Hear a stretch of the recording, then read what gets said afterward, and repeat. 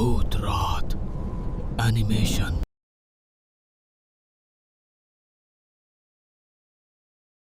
গল্পটা আজকের নয়, আবার খুব পুরনোও নয়। শহরের কোলাহল থেকে অনেক দূরে, যেখানে ইলেকট্রিকের আলো পৌঁছালেও মানুষের মনের অন্ধকার এখনো কাটেনি, সেই গ্রামের নাম নিশ্চিন্তপুর। নাম নিশ্চিন্তপুর হলেও গ্রামের পশ্চিম পাড়ার লোকেরা সূর্যাস্তের পর আর নিশ্চিন্তে থাকতে পারে না। কারণ ওই পাড়ার শেষ মাথায় শ্মশানঘাট আর লোকালয়ের ঠিক সীমানা ঘেঁষে দাঁড়িয়ে আছে এক বিশাল পুরনো মাটির দোতলা বাড়ি। আর সেই বাড়ির ঠিক সদর দরজার সামনে প্রহরীর মতো দাঁড়িয়ে আছে এক শতবর্ষী প্রাচীন শেওড়া গাছ। গাছটা সাধারণ নয়, দিনের বেলাতেও এর নিচে দাঁড়ালে মনে হয় যেন এক অদ্ভুত ঠান্ডা হাওয়া শিরদাঁড়া বেয়ে নেমে যাচ্ছে। গ্রামের বুড়োরা বলে ওটা নাকি শেওড়া গাছ নয়, ওটা হলো যমদূতের বাসা। ওই গাছের ডালপালাগুলো এমনভাবে বাঁকানো যেন হাজার হাজার কঙ্কালের হাত আকাশ পানে চেয়ে আছে। আর সেই গাছের ডালে ঘন পাতার আড়ালে যে বাস করে, তাকে কেউ কোনোদিন নিজের আসল রূপে দেখেনি, যতক্ষণ না সে নিজে ধরা দিয়েছে। তবে তাকে দেখা যায় অন্য রূপে, একটা কুচকুচে কালো হুলো বিড়াল। তার চোখের মণি দুটো যেন জ্বলন্ত কয়লা। গ্রামের কেউ ওই মাটির বাড়ির ত্রিসীমানায় রাতে যায় না, কারণ সবাই জানে ওই শেওড়া গাছের পেতনিটা কালো বিড়ালের রূপ ধরে ওত পেতে থাকে। তার প্রিয় খাবার কাঁচা মাছ আর মানুষের ভয়। তিথি যখন নিশ্চিন্তপুরে এসে নামল, তখন বিকেল গড়িয়ে সন্ধ্যা নামছে। ভার্সিটির ছুটিতে নিরিবিলিতে পড়াশোনা করবে বলে বাবার পৈতৃক এই ভিটেতে আসার জেদ সেই ধরেছিল। বাবা অনেক বারণ করেছিলেন, কিন্তু তিথি এসব ভূতপ্রেত বা কুসংস্কারে বিশ্বাস করে না।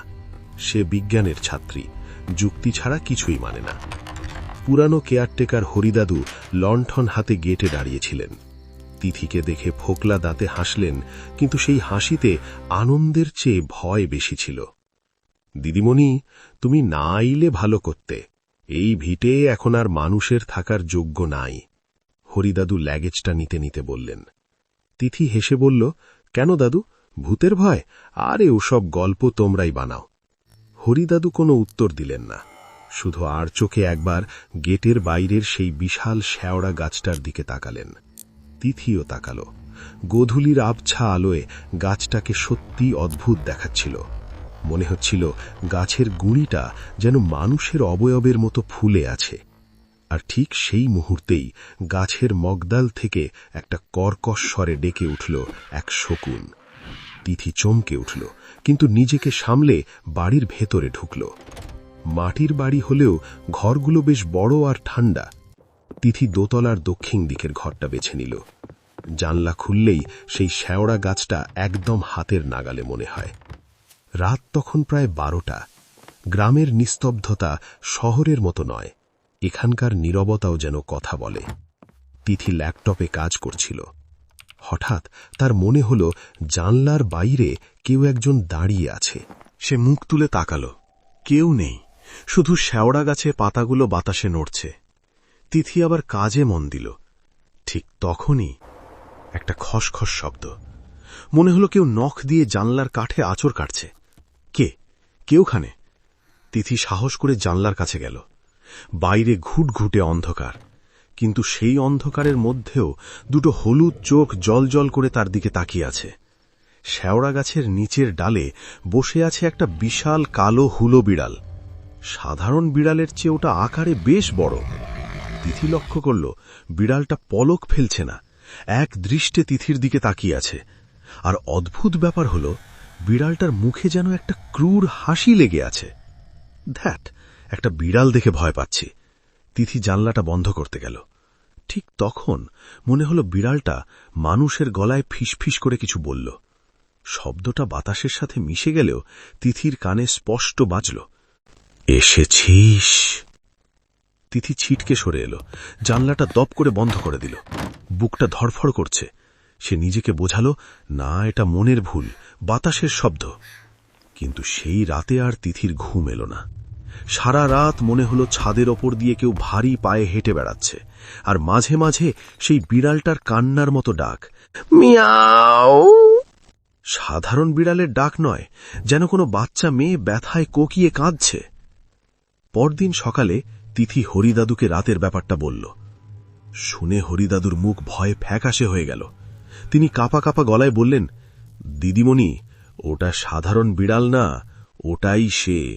আজ থেকে 50 বছর আগে এই বাড়িতে এক বউ কাজ করতে এসেছিল। তার খুব শখ ছিল মাছ খাওয়ার, কিন্তু এই বাড়ির গিন্নি তাকে চোর অপবাদ দিয়ে ওই শেওড়া গাছে বেঁধে পিটিয়ে মেরেছিল।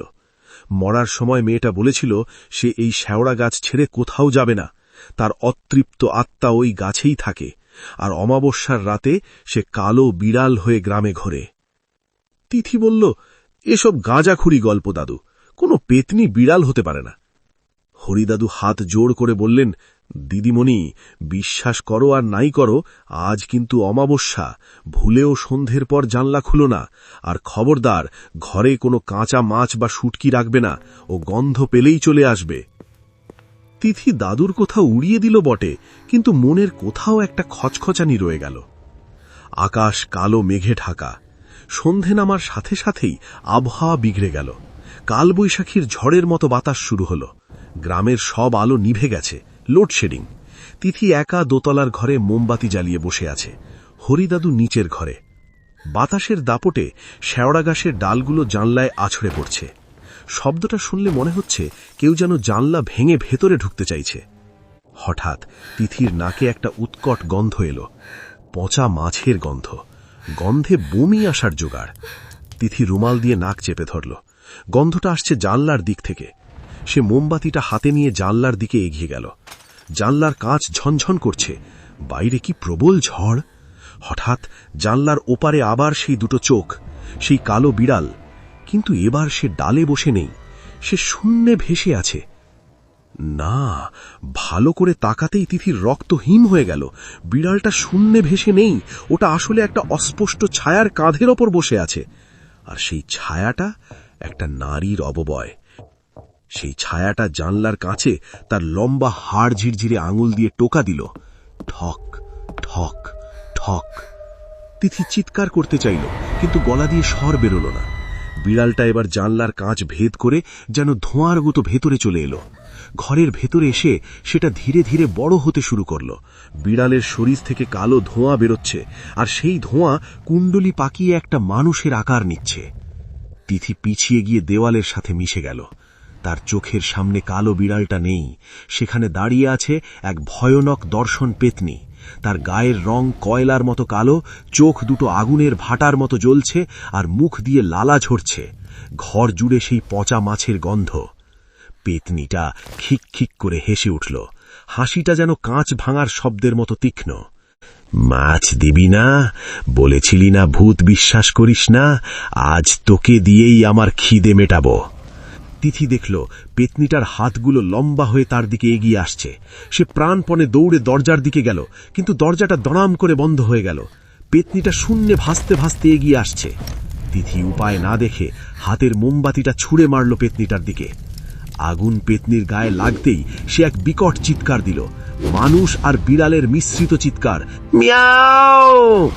সেই সুযোগে তিথি জানলা দিয়ে তাকালো। নিচে হরিদাদু লণ্ঠন হাতে চেঁচাচ্ছে, দিদিমণি, আগুন, আগুনের ভয় পায়ও। তিথির মনে পড়ল তার ব্যাগে একটা বডি স্প্রে আর লাইটার আছে। সে দ্রুত টেবিলের দিকে ঝাঁপ দিল। পেতনিটা তার চুলের মুঠি প্রায় ধরে ফেলেছিল। তিথির পিঠে পেতনির ঠান্ডা নিঃশ্বাস, নাকের আঁচড় লাগলো তার কাঁধে। যন্ত্রণায় কোকিয়ে উঠল তিথি, কিন্তু থামল না। বডি স্প্রেটা হাতে নিয়ে সে লাইটার জ্বালালো, তারপর স্প্রের মুখে আগুন ধরে একটা ফ্লেম থ্রোয়ার তৈরি করে সোজা পেতনির মুখের দিকে তাক করল। আগুন দপ করে জ্বলে উঠতেই পেতনিটা ওরে বাপরে জ্বলে গেলাম বলে আর্তনাদ করে উঠল। মুহূর্তের মধ্যে সেই ভয়ানক নারী মূর্তি আবার সংকুচিত হয়ে সেই কালো বিড়ালের রূপ নিল, আর জানলার কাঁচ ভেঙে বাইরে লাফ দিল। তিথি জ্ঞান হারিয়ে মেঝেতে লুটিয়ে পড়ল। যখন তিথির জ্ঞান ফিরল তখন সকাল। হরিদাদু তার মাথায় জলপট্টি দিচ্ছেন। গ্রামের ওঝা এসে বাড়ি বন্ধন করছে। তিথি আর এক মুহূর্ত ওই বাড়িতে থাকতে চাইল না। সে তক্ষুনি জিনিসপত্র গুছিয়ে গাড়িতে উঠল। হরিদাদু বললেন, দিদিমণি, ও পালিয়ে গেছে ঠিকই, কিন্তু শেওড়া গাছ যতদিন আছে ও আবার ফিরবে। তিথি কোনো কথা বলল না, গাড়ি স্টার্ট দিল। গাড়িটা যখন গ্রামের মেঠো পথ ধরে এগিয়ে যাচ্ছে, তিথি লুকিং গ্লাসে শেষবারের মতো সেই মাটির বাড়ি আর শেওড়া গাছটার দিকে তাকাল। গাছটা যেন এখনো তাকে দেখছে।